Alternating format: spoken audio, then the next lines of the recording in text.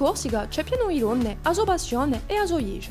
Per comprare il suo paese, a sua iesa è la più bella. Capisco. È ella che se ne occupa, chi avviorisce, chi abolisce. Il giorno più importante dell'anno è la festa padronale. È ella che distribuisce i panioli, chi sono a giccona o mortorno, e la prima comunione. Chi fa già la lettura, chi fa già la questura. Mudia contro quelli che si vestono male in chiesa e che parlano forte. E così? Bisca perché per esempio è di più goffo. Sa quando lo gioca a posare e a rizzarsi. E la prima parte in posizione. Non è mica contenta perché ha obre delle diarie al football. Ha i obredi preferiti. Ogni cosa ti faccia messa. Mi stomaca. Conosce tutte le feste religiose della Corsica. Ha l'idea a Santa Iniolo, a quella a Ligiani, in Lauasina, a Gadenaccio in Sartè. E per la settimana santa faccia le bulezzole, i pesci e le crocette. L'ultima volta che le è andata in Roma era bebè a Jean Paul II e tutti gli anni parte in Lourdes.